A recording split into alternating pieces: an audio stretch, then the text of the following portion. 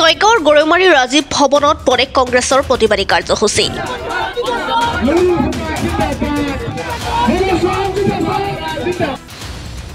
কাৰ্যসূচীত উপস্থিত প্ৰদেশ কংগ্ৰেছৰ নেতৃত্বৰ লগতে বিধায়কৰ প্ৰতিনিধি দল।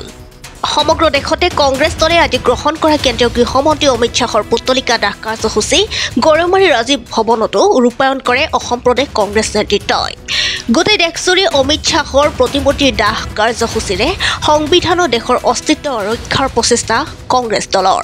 সংবিধান ৰচয়িতা ডক্টৰ আম্বেদকাৰক কৰা অপমান সহ্য নকৰে হিন্দুস্তান শ্লোগানেৰে ৰূপায়ণ কৰা প্ৰতিমূৰ্তিৰ দাহ কাৰ্যসূচীৰ নেতৃত্ব গ্ৰহণ কৰে ছয়গাঁৱৰ বিধায়ক ৰেকিবুদ্দিন আহমেদে।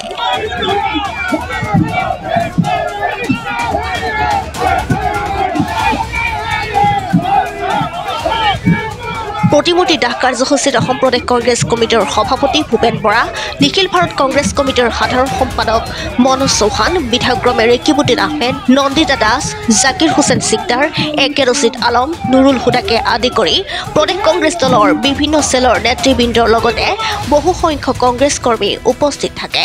উক্ত প্ৰতিবাদী কাৰ্যসূচীত সভাপতি ভূপেন বৰা, সৰ্বভাৰতীয় নেতা মনোজ চৌহানে বিজেপি চৰকাৰ আৰু গৃহমন্ত্ৰী অমিত শ্বাহৰ বিৰুদ্ধে বহু গুৰুত্বপূৰ্ণ মন্তব্য দাঙি ধৰে। আমি কংগ্ৰেছ দলে প্ৰথমৰ পৰাই কৈ আহিছোঁ যে বিজেপি দলে আমাৰ দেশৰ সংবিধানখনক সন্মান নকৰে, বাবা চাহেব আম্বেদকাৰক সন্মান নকৰে। তাৰ বহুত উদাহৰণ আছে। অসমত কিতাপ ওলাইছিলে লুইচ বাৰ্জাৰ চাওডা কেলেংকাৰী, এছ আলুলে প্ৰেছ মিট কৈছিলে CBI এনকুৱাৰী হ'ব বুলি, কিন্তু বিজেপিলৈ গ'লে নহয়। আজি গৌতম আদানী এজন ফ্ৰড চোৰ প্ৰবঞ্চক বুলি আমেৰিকান কোৰ্টে কৈছে, FBI কৈছে, কিন্তু ভাৰতবৰ্ষত CBI ED এইবিলাক চব মৌন, সেবি মৌন। কেলে? এইবিলাক সংবিধান প্ৰদত্ত অনুষ্ঠান। এই অনুষ্ঠানবিলাকক সংবিধানে কিছুমান ক্ষমতা দিয়া আছে, স্বতন্ত্ৰ ক্ষমতা দিয়া আছে। সংবিধানৰ গোটেই স্বতন্ত্ৰ ক্ষমতাবিলাক গৃহমন্ত্ৰী অমিত শ্বাহ ডাঙৰীয়াই মোদী ডাঙৰীয়াৰ নিৰ্দেশত হস্তগত কৰি এই স্বতন্ত্ৰ সংবিধান প্ৰদত্ত অনুষ্ঠানবিলাকক হাতিয়াৰ হিচাপে ব্যৱহাৰ কৰিছে কেৱল বিৰোধী দলৰ বিৰুদ্ধে। আৰু আমি যে কৈ আছিলোঁ সংবিধান সন্মান নকৰে, কালি প্ৰমাণ হ'ল। কালি মিদুল ইছলামৰ অপৰাধ কি? স্মাৰ্ট মিটাৰৰ বিৰুদ্ধে ৰাইজে যিটো কথা বেয়া পায়, সেই কথাটো বেয়া পাওঁ বুলি ক'বলৈ আমি ৰাজভৱন চলোৱা কাৰ্যসূচী লৈছোঁ। তাত কন্দুৱা গেছ দিব পাৰে পুলিচে, এইটো আচৰিত কথা নহয়। কিন্তু একে জেগাতে 3টা কন্দুৱা গেছ একে সময়তে দি আজি মানুহক হত্যা কৰা যিটো ষড়যন্ত্ৰ তেওঁলোকে কৰিলে, আজি এজন সম্ভাৱনাপূৰ্ণ উকিল, আজি কিমান হাজাৰ হাজাৰ মানুহ, মই দেখা নাই মোৰ জীৱনকালত যে এজন মানুহৰ মৃত্যুত জানাজাত এনেকৈ হাজাৰ হাজাৰ মানুহ গোট খোৱা।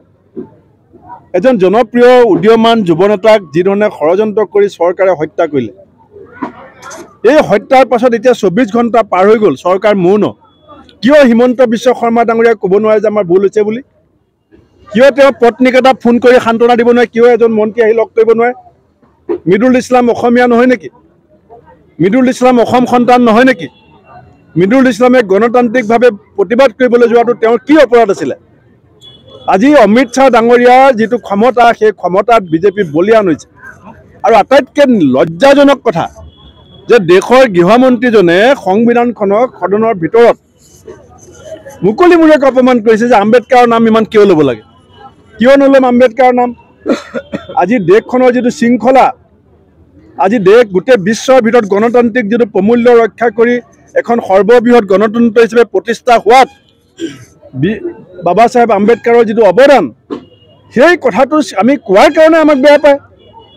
গতিকে যিজন মানুহে সংবিধানক অপমান কৰে, যিজন মানুহে সংবিধান ৰচনা কৰা ব্যক্তিজনক অপমান কৰে, আমি কংগ্ৰেছ হ'লে তেওঁক কেতিয়াও সন্মান নকৰোঁ। আৰু সেইকাৰণে আজি আমি অমিত শ্বাহ ডাঙৰীয়াৰ পুতলিকা দাহ কৰিছোঁ। পৰৱৰ্তী সময়ত যদি বিজেপিয়ে সংবিধানক অপমান কৰাৰ পুনৰ কুণ্ঠাবোধ কৰে, তেতিয়াহ'লে ইয়াতকৈ ডাঙৰ শক্তিশালী গণতান্ত্ৰিক আন্দোলন আমি কৰিম।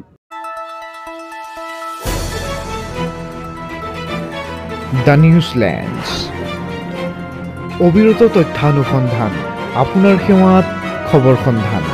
দ্য নিউজলেণ্ড।